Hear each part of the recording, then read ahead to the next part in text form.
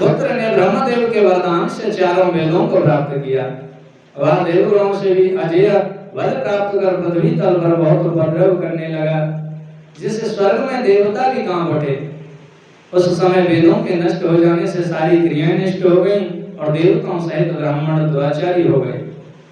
उस समय न तो कहीं दान किया जाता था, न उग्र तपस्या की जाती थी, न यज्ञ होता था और न हवन ही होता था। उससे पृथ्वी पर 100 वर्ष की अनावृष्टि हुई। तीनों लोकों में हाहाकार होने लगा। सभी लोग भूख प्यास से पीड़ित होकर अत्यंत दुखी हो गए। सभी नदियां, समुद्र, बावली, कूप, सरोवर जल विहीन हो गए और वृक्ष तथा लताएं सूख गईं। तब दीन चित्त वाली प्रजाओं की महान विपत्ति देखकर देवता योग माया महेश्वरी की शरण में गए।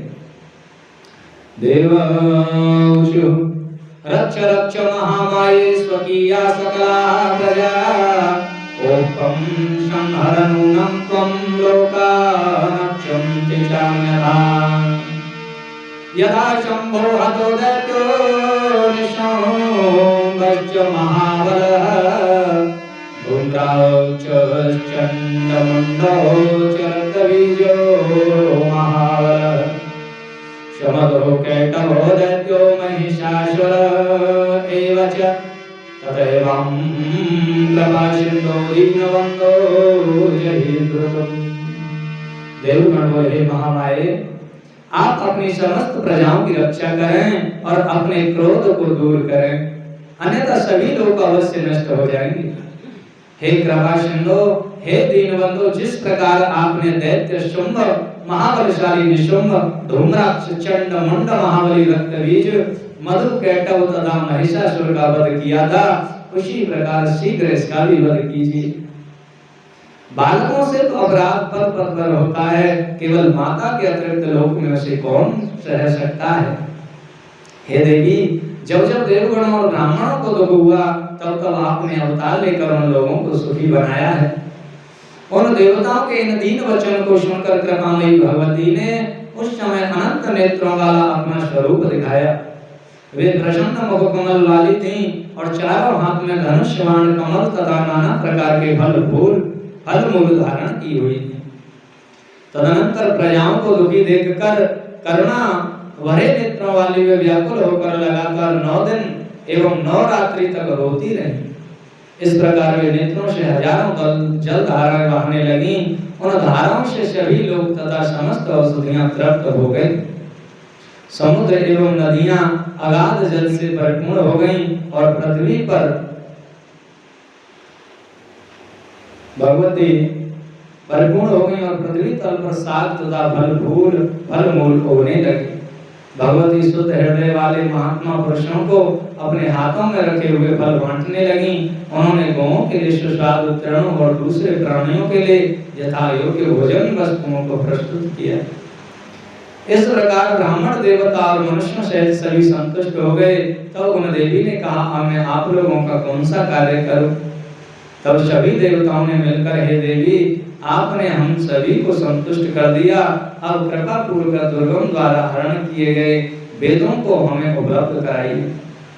तब देवी ने ऐसा ही होगा ऐसा कहकर पुनः उनसे कहा कि अब आप लोग अपने घर जाओ, मैं शीघ्र ही आप लोगों को वेद प्रदान करूंगी। इसके बाद प्रसन्न हुए देवलोक जगत को उत्पन्न करने वाले तथा विकसित नील कमल के समान नेत्रों वाली देवी को प्रणाम कर अपने अपने स्थान पर चले गए। तब स्वर्ग, भूलोक तथा अंतरिक्ष में कोलाहल मच गया और उसे सुनकर दुर्गम से चारों ओर से अमरावतीपुरी को घेर लिया। इसके बाद शिवा पार्वती देवताओं की रक्षा के लिए पुरी के चारों ओर तेजोमय मंडल का निर्माण कर स्वयं उसे घेरे से बाहर आ गई। तब देवी ने और दैत्यों दोनों के बीच संग्राम छिड़ गया। तब देवी और दैत्य दोनों के बीच में संग्राम होने लगा, युद्ध होने लगा। दोनों पक्षों से कवचों को काटने वाले तीक्ष्ण बाणों की वर्षा होने लगी। इसी बीच उनके शरीर से काली, तारा, छिन्नमस्ता, श्री विद्या, भुवनेश्वरी, भैरवी, बगला, धूम्रा, त्रिपुर सुंदरी तथा मातंगी ये मनोहर रूप वाली 10 महाविद्याएं शस्त्र युक्त हो प्रकट हो गईं। उसके बाद दिव्य मूर्ति वाली असंख्य मातृकाएं प्रकट हुई, वे सब चंद्रलेखा को धारण किए थे तथा विद्युत के समान कांति वाले थे।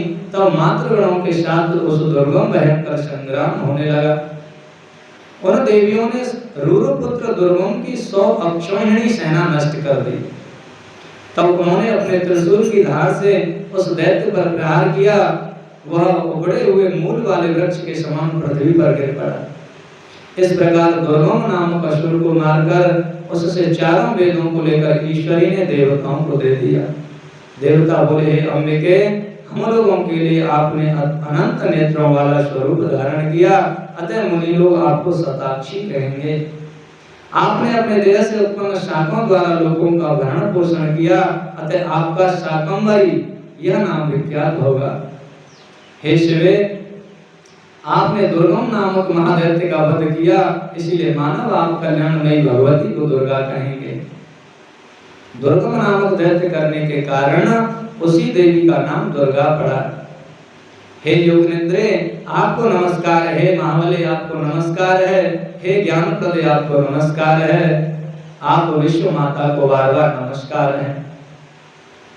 योगनिद्रे नमस्तभ्यं नमस्ते अस्तु महाबले, नमो ज्ञानप्रदे तुभ्यं विश्वमात्रे नमो।